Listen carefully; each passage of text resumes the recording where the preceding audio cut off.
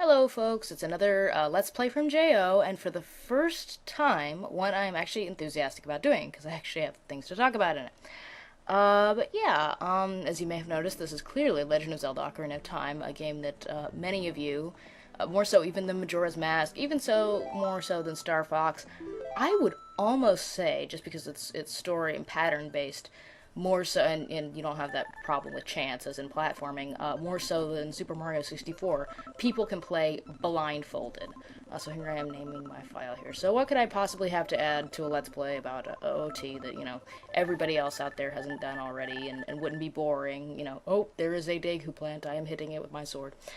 Well, actually, I'm going to cover that after the little intro here with the Deku tree. I'm not going to try and read his voice, but as an intro to what I'm going to be talking about, I always thought that the Deku tree, if he was in a movie, based on Ocarina of Time, should be played by Sean Connery.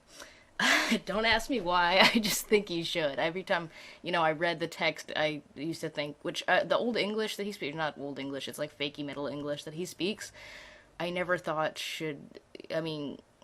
I don't know. I like the idea of him speaking archaically, but the way that it's translated in here is actually really fake. I think, if you remember that Ocarina of Time, The Legend of Zelda franchise is a Japanese game, I think it was probably like archaic Japanese or something, and so they just really like threw in a bunch of thous and dosts and these and stuff like that into his speech without it actually making sense. And it's really lazy, half-assed Middle English that he's speaking. And I was like, I don't know, I don't like that idea.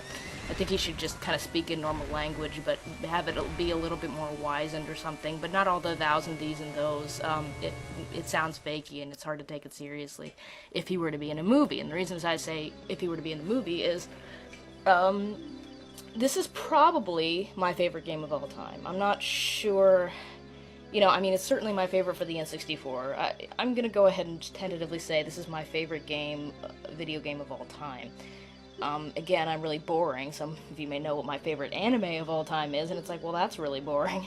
It's the same thing with video games. I like the good stuff. I know everybody recognizes it as good. I don't have any, niche, hipstery kind of choices. I just pick, it's popular, and I can't help that it's popular. I love it anyway.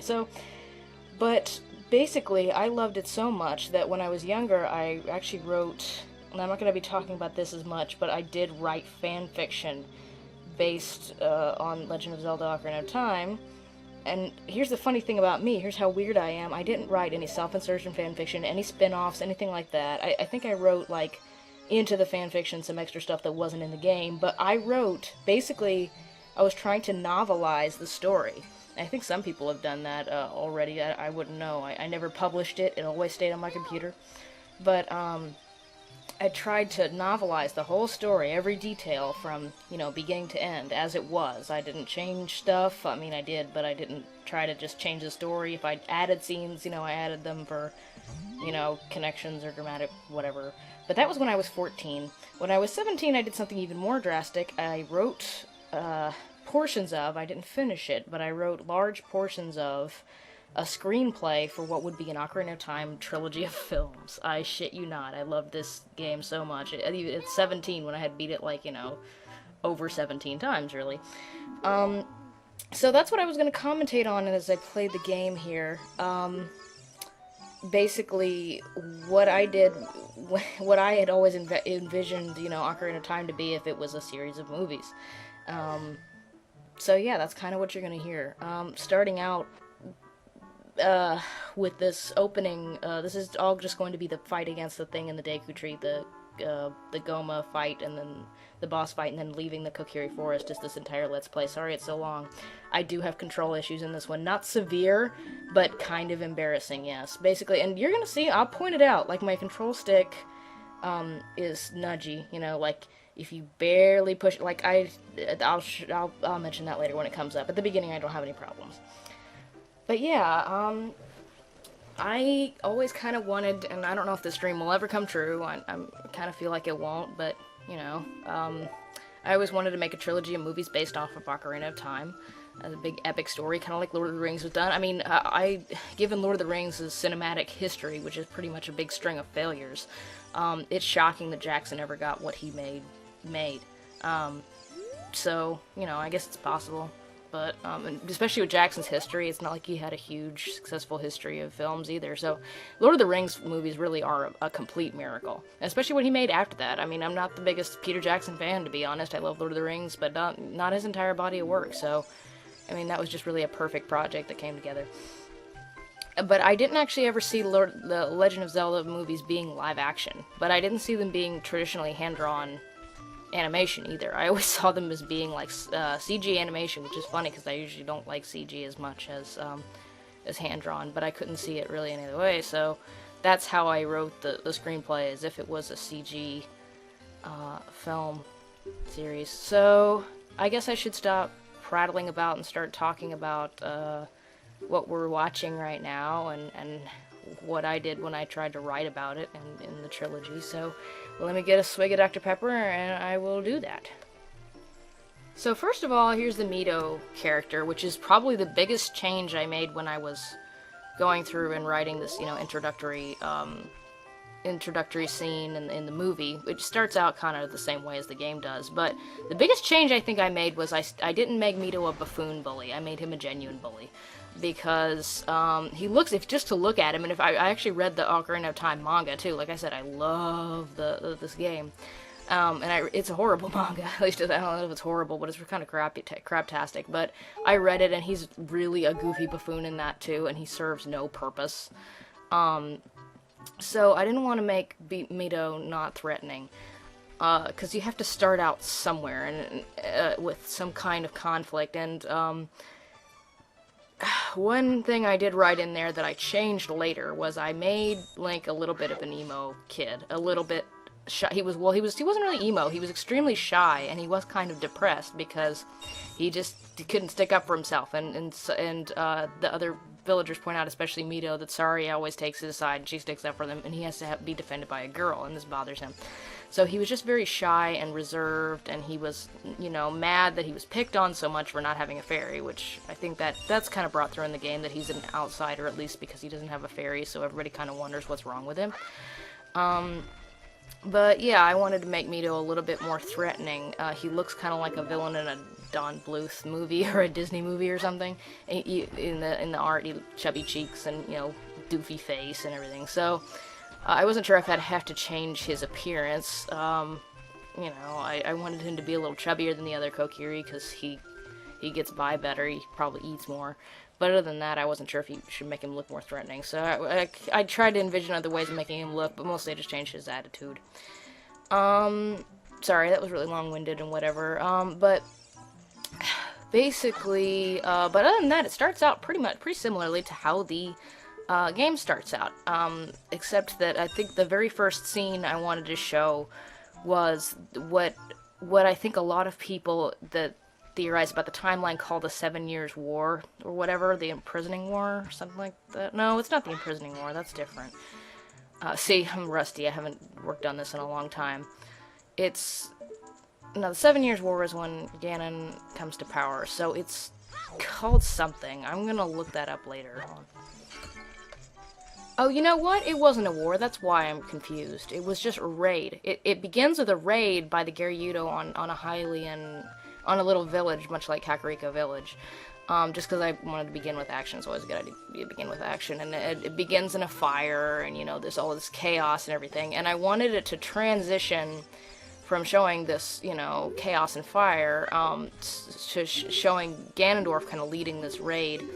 And the king is somewhere off, sending his troops, and he's from a safe distance, and Zelda is with him. And the king sees all this destruction and chaos, and he's talking to somebody about bringing peace to the region or something like that, about trying to suppress this, problem they have with all these, damn Gerudos attacking people. But he doesn't see Ganondorf, curiously enough, as much as Zelda notices him. He's kind of looking at all the people suffering and being attacked and everything like that, and Zelda notices Ganondorf first and foremost. And initially, in the first draft, I also had Link's mother.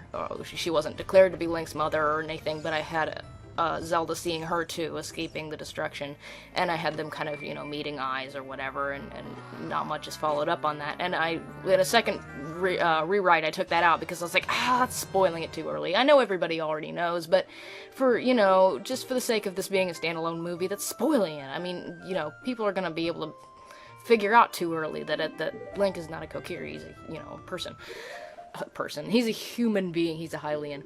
I know Hylians and humans aren't exactly the same, but I will say Hylians are pretty much human for the sake of argument here.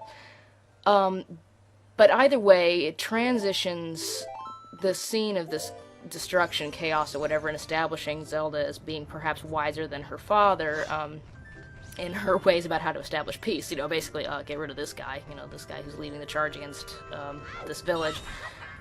It switches over to Ganondorf in an entirely different setting. It switches over to him chasing Zelda on the back of the horse, led by Impa. And we don't see Link yet. If you guys know, that's a scene from the game, from the very beginning of the game. We don't see Link watching this yet, but either way, it's a nice transition, because we can transition from the fiery battlefield where Ganondorf is to Ganondorf on the horse still. I was gonna have him kick over the visual transition being tramping through this fire in the village to kicking over this like flaming. They used to have torches, hanging with bits of coal and stuff like that, and it kick it over and it rolls in the street and that sort of thing.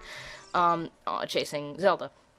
And this nightmare, this is the nightmare that Link has, is playing also to the Deku Tree, and that's when he calls Navi, and that's when things lighten up a little bit. And it's hard to describe where the transition is in that, because again, I haven't read the screenplay in a while, but I worked really hard on trying to give it an introduction that seemed broader in scope then, and here we are in this cute little Kokiri forest. Because, I get a little bit more gumption in it than that, and I think when you see The Legend of Zelda, you want to see Zelda first, even though that's not exactly who the story is about. So, from there, it's pretty much the same as the, it's pretty much the same as the beginning of the game, except that I wanted to do this neat, cut back and forth thing where the Deku Tree is describing, this threat to Hyrule, and we cut back to Link's nightmare as he's talking about it, so back and forth, and as he does this, also Navi flies over to, Link's house and wakes him up just as the nightmare is ending, and Link is woken up by her, and I wanted to, kind of, just as a quick transition to the more humorous, calm side of the village, he wakes up and he smacks Navi across the room. And it kind of, I guess, sets up that Navi's going to be a little bit of a, what's the word? She's going to get beat around a little bit, because I wanted to fulfill everybody's wishes in the game that you could beat this shit out of Navi, because she's just so annoying. But in this case, I tried to write Navi as an endearing character, and I'll talk about that here, because I've gone on enough about how the screenplay begins. Rather than details, I'll just talk in broad strokes after this. But yeah, and after that, everything's kind of calm, and I wanted to be minimal with the music, and then we just kind of introduced Kokiri Village and all the people that live there, and stuff like that. And, so talking about the characters, like I said, I didn't really have any casting decisions in mind, but I always imagined Sean Connery's voice coming out of that tree, so there you go. And since it is a CG film, you just pick good voices, I think. And I'm not thinking about any voice actors. They'd probably be celebrity voices, or at least great actors if they're not celebrities. I don't know, but just because I love Amy Adams, I think I have this weird idea of Amy Adams' voice coming out of Navi. Endearing instead of annoying, I would hope. But, anywho, focusing on the characters. Like I said, I originally wrote Link, since we're looking at him now, to be kinda shy and emo and serious. He was everybody else was kind of this carefree Kokiri or whatever, and he was kind of inventive. As I said, the one thing that didn't change between the first draft and the later drafts was he was inventive. He was coming up with new ways to use things, and he liked to draw. Like, you see that carving in the game of him fighting a monster at the bottom of his tree. I always liked that carving, and I wanted to put it, like, in a movie somehow, and just to kind of show what kind of person he was. But then over time, I realized I had it backwards. I was like, you know what? These Kokiri have lived for like hundreds of years, and they're naive about the outside world. you know, and they are carefree, but I think I have it backwards. I think since Link is really 10 or 11 years old, I think I should have him be the carefree one. And he's bullied and he's kind of looked down upon, and it shakes him a little bit, but he takes it in stride. And I think that will make